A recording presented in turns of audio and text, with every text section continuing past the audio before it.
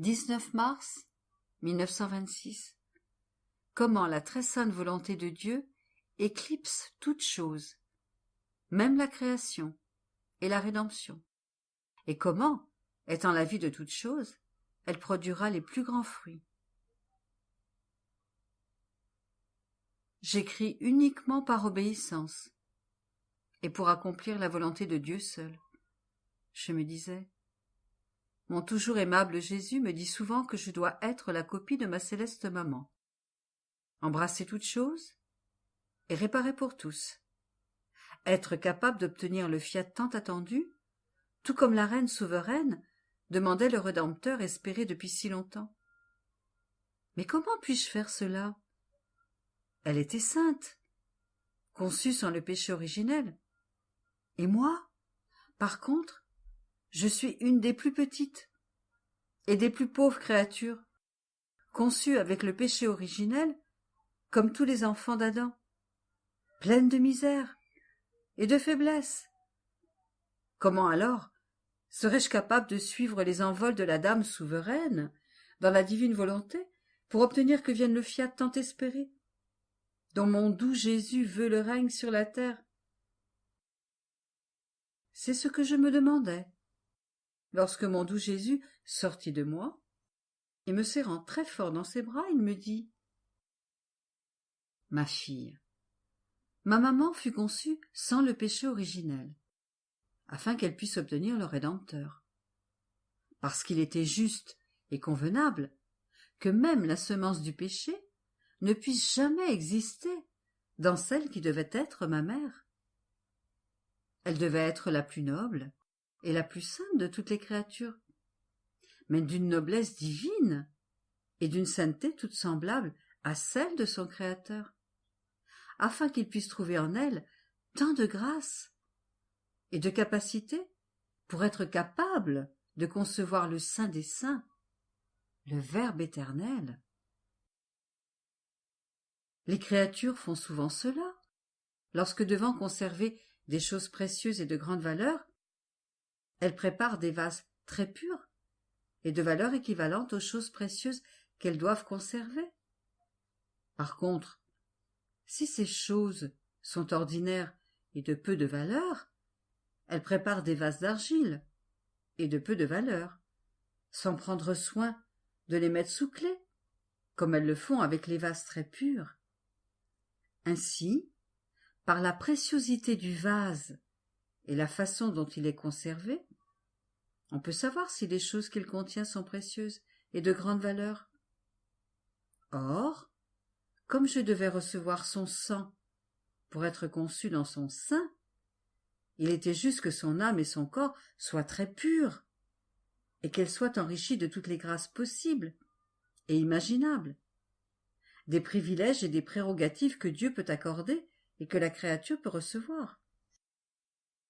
Alors, ma fille, si tout cela est arrivé dans ma chère maman, parce qu'elle devait faire descendre le Rédempteur tant attendu sur la terre, pour toi aussi, comme je t'ai choisi pour que vienne le fiat tant attendu par le ciel et par la terre, attendu avec un grand amour et un grand désir par la divinité elle-même, et plus attendu même par Dieu que par les hommes. Je devais te donner beaucoup de grâce pour ne pas placer les connaissances sur ma volonté dans une âme et un corps corrompus, et non seulement les connaissances, mais la vie même de ma volonté qu'elle devait former et porter en toi. Par conséquent, par sa puissance, et même si je ne t'ai pas exempté du péché originel, ma volonté a réprimé l'inclination au péché, afin qu'il ne puisse pas produire ses effets corrupteurs. Ainsi, ma volonté garde en toi le péché écrasé et sans vie. Cela était juste et nécessaire pour la noblesse, le cortège et la sainteté de la volonté suprême. Si des effets mauvais étaient présents en toi, ma volonté trouverait des ombres, des brumes, et ne pourrait pas répandre ses rayons de vérité comme le plein soleil de midi, et moins encore pourrait-elle former en toi le centre de l'accomplissement de sa vie divine, parce que ma volonté est si claire et si sainte qu'elle ne peut vivre ni s'adapter avec la moindre tâche. En entendant cela, tremblante, je dis « Jésus, que dis-tu là? Tout cela est-il possible? Et pourtant, je me sens si misérable et si petite au point d'avoir besoin de toi, de ton aide et de ta présence pour être capable de continuer à vivre. Et tu sais quel misérable état je suis réduite lorsque tu me prives de ta présence. » Et Jésus m'a interrompue en disant « Ma fille, ne sois pas surprise. C'est la sainteté de ma volonté qui l'exige. C'est la plus grande chose qui existe au ciel et sur la terre. Si dans la rédemption, je suis venu sauver l'homme, il s'agit maintenant de sauver ma volonté dans les créatures, et par conséquent de faire connaître le dessein de la création et de la rédemption, les biens que ma volonté veut donner, la vie qu'elle veut former en chaque créature, et les droits qui lui reviennent.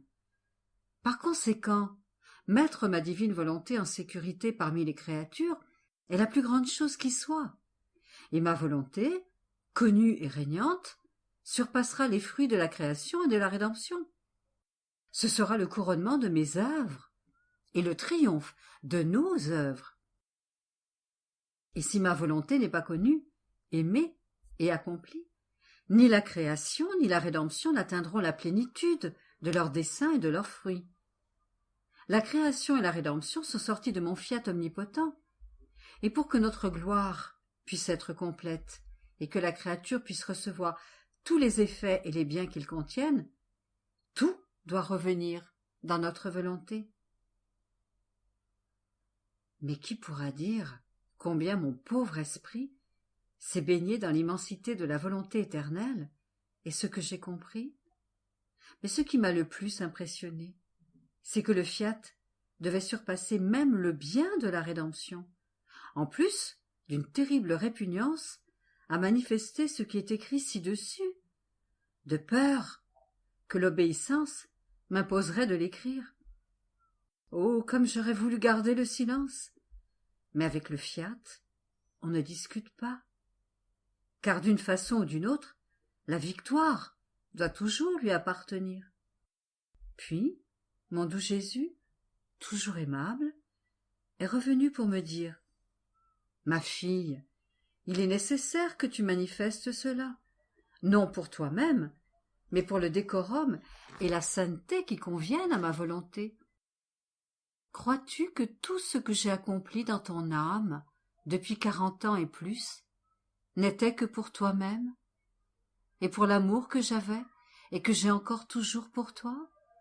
Ah non, c'est avant tout pour le décorum de tout ce qui convenait à ma volonté, afin qu'en venant régner en toi, elle y trouverait mes œuvres, mes prières incessantes l'invitant à venir, le trône de mes œuvres et de mes souffrances sur quoi elle pourrait dominer et former sa demeure, la lumière de sa connaissance, afin de pouvoir trouver en toi ses honneurs et sa gloire divine elle-même. Par conséquent, mes nombreuses manifestations sur ma suprême volonté étaient nécessaires pour la bienséance qui lui convenait. Tu dois savoir que ma volonté est plus grande et plus infinie que la rédemption elle-même, et ce qui est plus grand apporte toujours des fruits et des biens plus grands. Ma volonté est éternelle, dans le temps et l'éternité. Elle n'avait pas de commencement et ne finira jamais. Par contre, bien qu'elle soit éternelle dans l'esprit divin, la rédemption avait son commencement dans le temps, et elle était le produit de la volonté éternelle. Ce n'est donc pas la rédemption qui a donné vie à la divine volonté, mais c'est ma volonté qui a donné vie à la rédemption. Et tout ce qui a le pouvoir de donner vie doit, par nature et par nécessité, devenir plus fécond que ce qui a reçu la vie. Mais ce n'est pas tout. Dans la création, la divinité a sorti d'elle-même les ombres de sa lumière, les ombres de sa sagesse, de sa puissance. Elle a touché légèrement toute la création de son être tout entier. Ainsi, la beauté, l'harmonie, l'ordre, l'amour, la bonté de Dieu que l'on peut voir dans toute la création sont des comparaisons divines, des ombres de la majesté suprême. Par contre, ma volonté, qui n'est pas une comparaison ou une ombre de nous-mêmes, est venue dans le champ de la création comme la vie de toutes les choses créées, et elle est donc la vie, le fondement, le soutien, la vivification et la préservation de tout ce qui est sorti de nos mains créatrices. Par conséquent, tout est dû à la suprême volonté. Ma rédemption elle-même s'incline devant elle, pour l'implorer de constituer la vie de tous mes actes et de toutes mes souffrances, et même de mon souffle, afin de répandre ses aides vitales dans les créatures pour les sauver. Ma rédemption peut être appelée l'arbre, dont la racine est la divine volonté, et comme elle a produit le tronc, les branches, les feuilles, les fleurs, et tous les biens présents dans l'Église, elle doit par conséquent produire le fruit de la vie que contient la racine de cet amour. De plus, la création est sortie de nous-mêmes, dans le seul dessein que notre volonté soit connue et aimée, plus que la vie elle-même. Et c'est pourquoi notre volonté s'est constituée la vie de toutes choses afin d'être accomplie. Toutes les autres choses créées par nous, et la rédemption elle-même, furent accordées comme des aides afin de faciliter notre dessein. Alors, si nous n'obtenons pas notre dessein premier, comment pouvons-nous obtenir notre gloire complète? Et comment la créature peut-elle recevoir le bien que nous avons établi? De plus, la création, la rédemption et le fiat voluntas tua sur la terre comme au ciel symbolisent la sacro-sainte Trinité. En fait, tout comme les divines personnes sont inséparables les unes des autres, ces œuvres sont aussi inséparables entre elles. Chacune d'elles donne la main à l'autre, chacune aide l'autre, et le triomphe, la gloire appartiennent à toutes les trois. Et comme notre volonté tenait la première place dans nos œuvres, la création et la rédemption demeurent éclipsées, et comme dissoutes dans l'immensité et l'infini de la suprême volonté. Notre volonté enveloppe toutes choses, et conserve les choses mêmes que nous faisons comme son trône, d'où elle règne et domine. Ainsi, si notre volonté est toute chose, pourquoi te surprendre qu'elle produira des fruits plus grands que nos autres œuvres? Et l'homme recevra cette vie qu'il possède sans le savoir, parce qu'il la garde comme comprimée, noyée, affaiblie, qui gémit et soupire, parce qu'elle veut apporter sa vie et qu'on ne le lui permet pas. Par conséquent, sois attentive, car la connaissance de ma volonté va secouer l'homme et sera comme un ciment sur le verre du bois que le péché originel a produit dans l'arbre des générations humaines, de sorte qu'une fois que la racine aura été renforcée, la créature permette que la vie qu'elle avait rejetée avec tant d'ingratitude puisse vivre en elle. 28 mars 1926. Comment, en vivant dans la divine volonté, tous les biens sont centralisés dans l'âme. Le dessein premier de la rédemption était le divin fiat. Ayant reçu la Sainte Communion, j'appelais tout le monde, ma maman reine, les saints, le premier homme Adam, avec le cortège de toutes les générations, jusqu'au dernier homme, qui viendra sur la terre, avec toutes les choses créées, afin que tous ensemble, prosternés avec moi autour de Jésus, nous puissions l'adorer, le bénir et l'aimer, et que rien ne puisse manquer de toutes les œuvres qui sont sorties de ses mains. Pas un cœur qui palpite, pas un soleil qui brille, pas une étendue du ciel bleu constellée d'étoiles, et pas même une petite fleur qui donne son parfum. Je voulais centraliser toutes choses, et tous les êtres, autour de Jésus hostie, pour que nous puissions lui rendre les honneurs qui lui sont dus. Sa volonté a tout rendu présent en moi, comme si tout était mien, et je voulais tout donner à Jésus. Pendant ce temps, il me semblait que Jésus était heureux de regarder toutes les générations et toutes les choses rassemblées autour de lui. Et me serrant contre lui, il me dit « Ma fille, comme je suis heureux de voir mes œuvres autour de moi. J'ai l'impression que la joie et le bonheur que j'avais en créant mes œuvres me sont rendus, et je leur donne un nouveau bonheur. C'est là le grand bien que contient et apporte ma volonté, et celle qui vit en elle centralise les biens de tous, parce qu'il n'y a pas de bien que ma volonté n'apporte, et elle relie l'âme à tout ce qui lui appartient. Si les créatures ne s'étaient pas retirées de ma volonté, j'aurais pu trouver chacun en tous, et tous en chacun. Les biens, la lumière, la force, la science, l'amour, la beauté étaient communs à tous. Il n'y avait pas ce qui est à toi, ni ce qui est à moi, dans l'ordre naturel comme dans l'ordre spirituel, et chacun aurait pu prendre autant qu'il le voulait. La vie humaine dans ma volonté devait être symbolisée par le soleil. Tous peuvent prendre sa lumière, autant qu'ils le veulent, sans que quiconque en soit privé. Cependant, lorsque l'homme s'est retiré de ma volonté, les biens, la lumière, la force, l'amour et la beauté sont restés divisés parmi les créatures. En conséquence, il n'y avait plus ni ordre, ni harmonie, ni amour véritable, que ce soit envers Dieu ou parmi les créatures. Oh, si le soleil pouvait être divisé en de nombreux rayons, détachés du centre de lumière, ces rayons deviendraient ténèbres. Et qu'adviendrait-il de la terre? Ah, plus personne ne pourrait avoir de lumière. Il en est ainsi avec ma volonté. En se séparant d'elle, l'homme a perdu la plénitude des biens, de la lumière, la force, de la beauté, etc. Et il fut par conséquent contraint à une vie de misère. Par conséquent, sois attentive, que ta vie dans ma volonté soit continue, afin que tu puisses contenir toute chose, et que je puisse trouver en toi toute chose.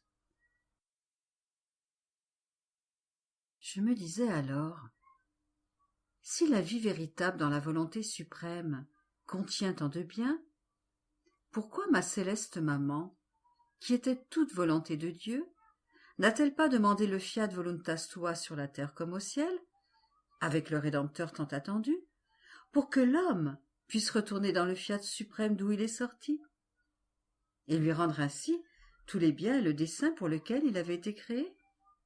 De plus, étant tout entière volonté de Dieu, elle n'avait aucun aliment extérieur à Dieu, et possédait ainsi le pouvoir divin, par lequel elle pouvait tout obtenir.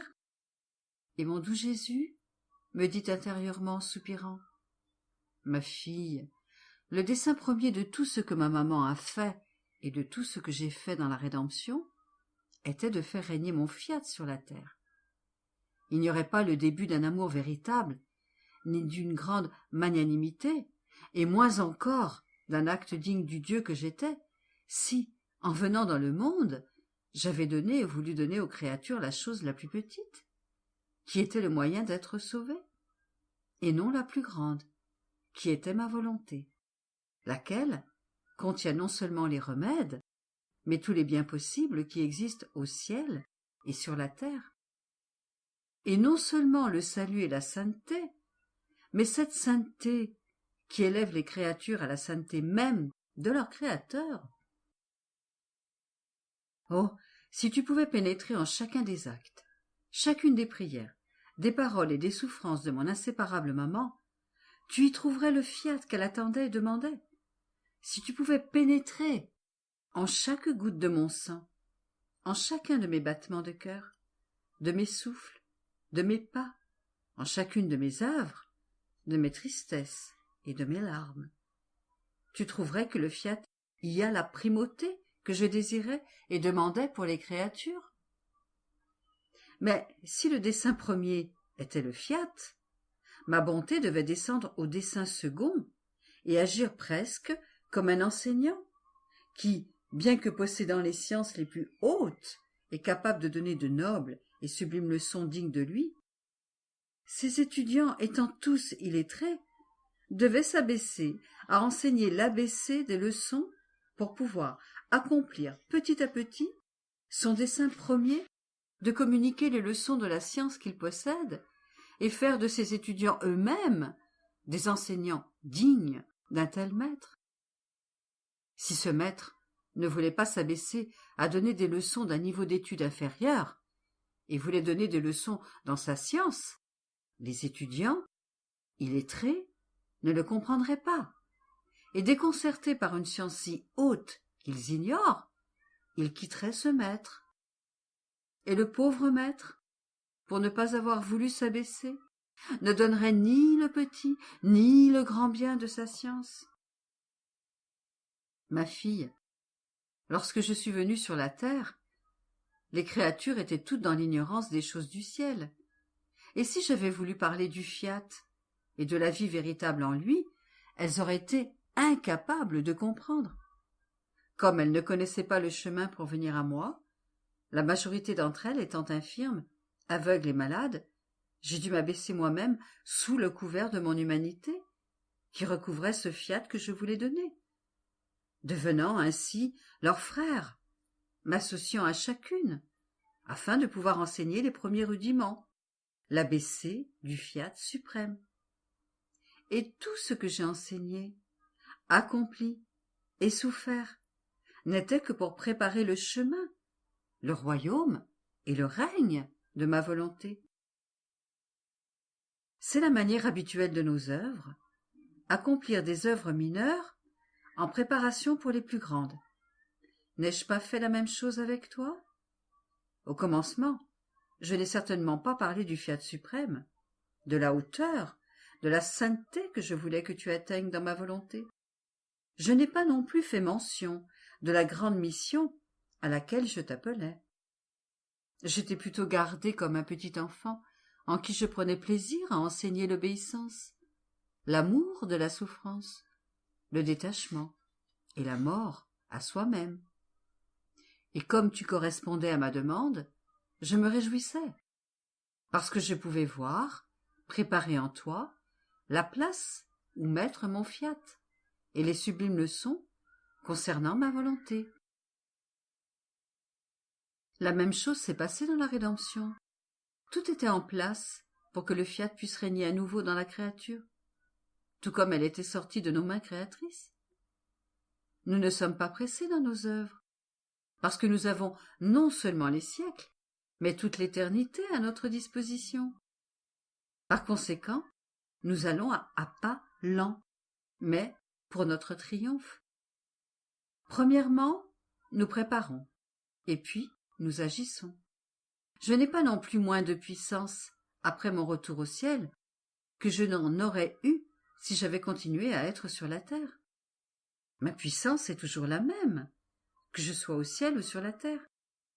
N'ai-je pas appelé et choisi ma maman lorsque j'étais dans la patrie céleste?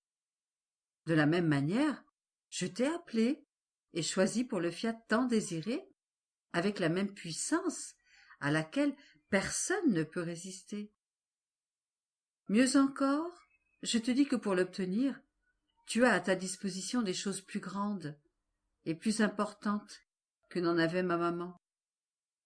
Par conséquent, tu es plus fortuné encore, parce qu'elle n'avait pas une maman, ni ses œuvres, pour l'aider à obtenir le Rédempteur tant désiré.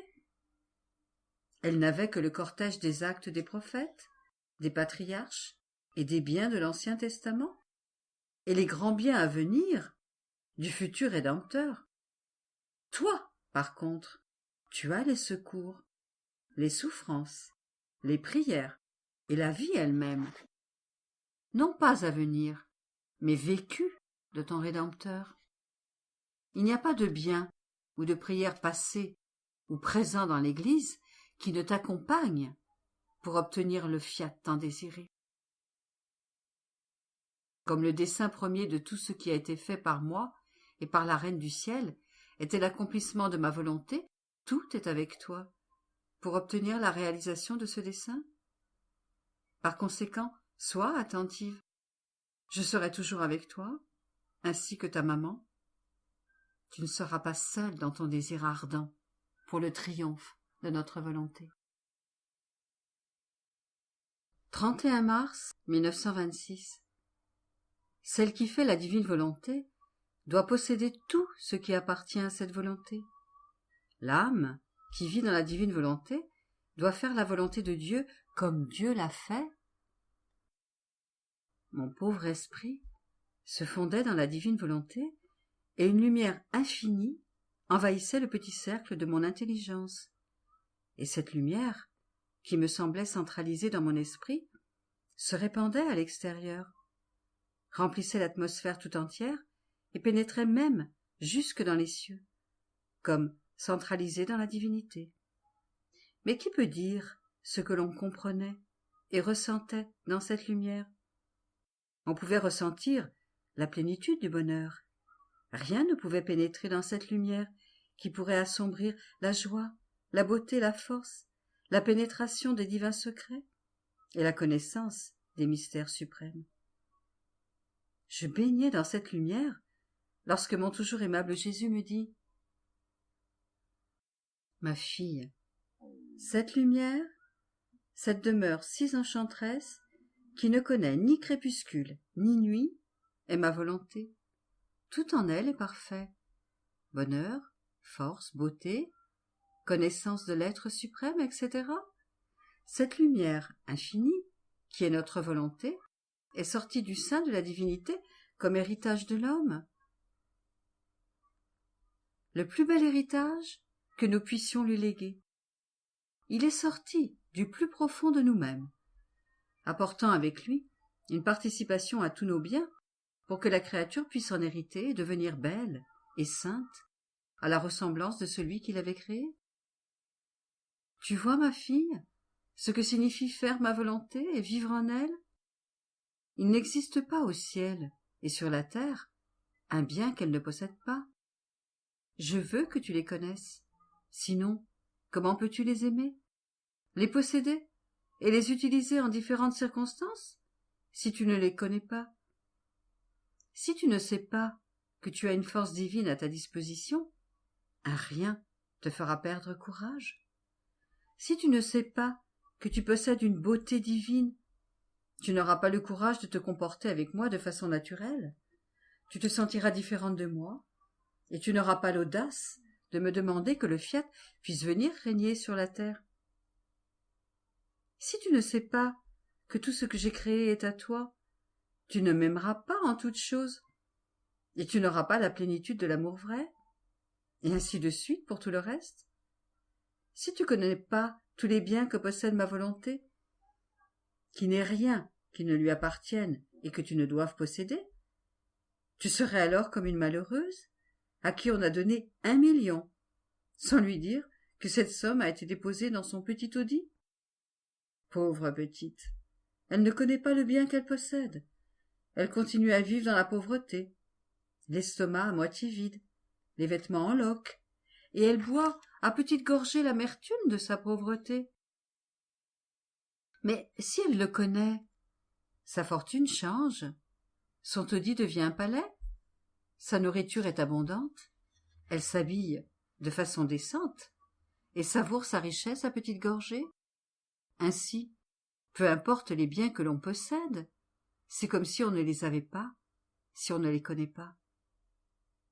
C'est pour cette raison que j'étends si souvent ta capacité, en te donnant plus de connaissances sur ma volonté, et que je te fais connaître tout ce qui lui appartient, afin que tu puisses posséder non seulement ma volonté, mais tout ce qui lui appartient. De plus, pour venir régner dans l'âme, ma suprême volonté veut y trouver ses biens, ses domaines, et l'âme doit les faire siens, afin qu'en venant régner en elle, ma volonté puisse trouver ses propres domaines où pouvoir régner commandé. Si ma volonté ne trouve pas le ciel et la terre dans cette âme, sur quoi peut-elle régner? C'est pourquoi ma volonté veut centraliser tous les biens en toi pour que tu les connaisses, que tu les aimes et que tu les possèdes, afin qu'elle puisse trouver en toi son royaume où dominer et régner. Après quoi, je pensais à ce que Jésus m'avait dit et, plus que jamais, je pouvais voir ma petitesse et je me disais, comment puis-je centraliser en moi tout ce que contient la divine volonté? Il me semble que plus il parle, plus je diminue et plus je ressens mon incapacité. Alors, comment cela peut-il se faire? Et Jésus revint et ajouta, « Ma fille, tu dois savoir que ma céleste maman a pu me concevoir, moi, le Verbe éternel, dans son sein très pur, parce qu'elle faisait la volonté de Dieu comme Dieu la faisait. Toutes les autres prérogatives qu'elle possédait, c'est-à-dire la virginité, la conception sans le péché originel, la sainteté et les mères de grâce qu'elle possédait, n'étaient pas des moyens suffisants pour être capable de concevoir un Dieu, parce que toutes ces prérogatives ne lui donnaient ni l'immensité, ni l'omniscience, pour être capable de concevoir un Dieu si immense et qui voit toutes choses, et encore moins la fécondité pour être capable de le concevoir. En somme, il lui aurait manqué la semence de divine fécondité. Mais en possédant la volonté suprême comme sa propre vie, et en faisant la volonté de Dieu comme Dieu l'a fait, elle recevait la semence de divine fécondité, et avec elle, l'immensité de l'omniscience. Par conséquent, de façon naturelle, j'ai pu être conçu en elle, parce qu'il ne lui manquait ni l'immensité, ni tout ce qui appartient à mon être. Ma fille, la centralisation de tout ce qui appartient à ma volonté sera comme naturelle pour toi, également, si tu parviens à faire la divine volonté comme Dieu lui-même l'a fait. La volonté de Dieu en toi et celle qui règne en Dieu lui-même seront une. Pourquoi s'étonner alors si tout ce qui est de Dieu et que cette volonté gouverne, préserve et domine, est également tien? Il faut plutôt que tu saches ce qui appartient à cette volonté, afin que tu puisses aimer les biens qu'elle possède, et qu'en les aimant, tu puisses en acquérir le droit de possession. Faire la volonté de Dieu comme Dieu l'a fait était la chose la plus substantielle et la plus nécessaire pour que ma maman obtienne le Rédempteur tant attendu. Toutes les autres prérogatives n'étaient que la part superficielle, la bienséance, le décorum et la convenance. Il en va de même pour toi. Si tu veux obtenir le fiat tant désiré, tu dois arriver à cela, faire la volonté de Dieu comme Dieu l'a fait. 4 avril 1926. Tout ce que fait notre Seigneur dans l'âme, qui vit dans la divine volonté, surpasse tout ce qu'il a fait dans la création. J'étais dans mon état habituel, me sentant tout immergé dans mon aimable Jésus, et mon pauvre esprit vagabondait dans les divines connaissances. Mais tout était silence chez moi, comme de la part de Jésus, et j'étais incapable de dire ce que mon esprit comprenait. Mais Jésus reprit la parole et me dit, « Ma fille, tout ce que je fais dans l'âme, oh, combien cela surpasse tout ce que j'ai fait dans la création! Chaque connaissance de mes perfections que je manifeste, chaque vérité en rapport avec la divinité est un ciel nouveau que j'étends dans les âmes. Et à mesure que l'âme s'élève dans les vérités qu'elle a apprises pour ressembler à son Créateur, ce sont des soleils nouveaux que je viens former dans l'espace de ces cieux. Chaque grâce que je déverse et chaque fois que je renouvelle son union avec moi, ce sont des mers qui sont étendues dans l'âme, et son amour et sa correspondance forment le doux murmure de ces mers, de même que ces vagues puissantes qui s'élèvent jusqu'aux cieux et viennent se déverser au pied du trône divin. À mesure que l'âme pratique ces vertus, étant donné que le corps contribue également à leur exercice, on peut appeler ce corps le petit champ de l'âme, sur lequel je peux répandre les plus belles floraisons, où je fais mes délices de créer des fleurs, des plantes et des fruits nouveaux. Tout comme un acte qui, lorsqu'il est fait une fois, est accompli à jamais, la création devait être elle aussi accomplie en un seul acte. Et tout comme dans la création mon acte unique continue à la préserver toujours nouvelle, entière et fraîche, ma création dans les âmes continue elle aussi, je n'arrête jamais. Je suis toujours dans l'acte de former davantage de choses nouvelles et merveilleuses, à moins que je ne trouve des âmes qui me ferment les portes et arrêtent mon acte de création continue. Je trouve alors un autre moyen. Je multiplie en abondance mon acte continu dans les âmes qui me laissent les portes ouvertes, et je poursuis en elles, avec délice, l'office de créateur. Mais sais-tu où cet acte continu n'est jamais interrompu?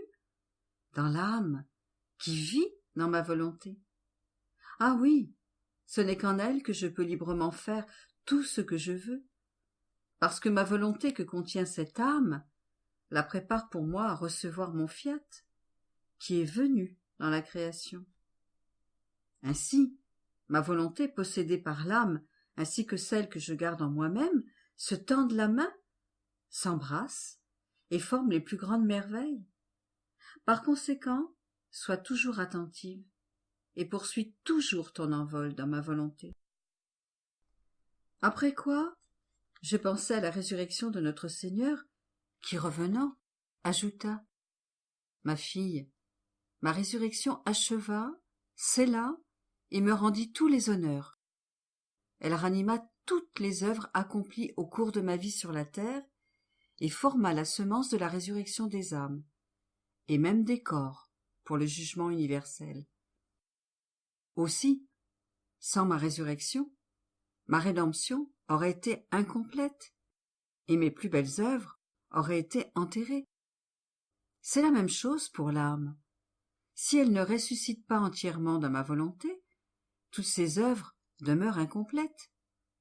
Et si une froideur pour les œuvres divines s'introduit en elle, si les passions l'oppressent et si les vices la tyrannisent, cette volonté formera la tombe ou l'enterrer, parce que si la vie de ma volonté est absente, ce qui fait ressusciter le feu divin sera absent, ce qui d'un seul coup tue toutes les passions et fait ressusciter à nouveau toutes les vertus sera absent. Ma volonté est plus que le soleil qui éclipse toute chose, convertit tout en lumière et forme la résurrection complète de l'âme en Dieu.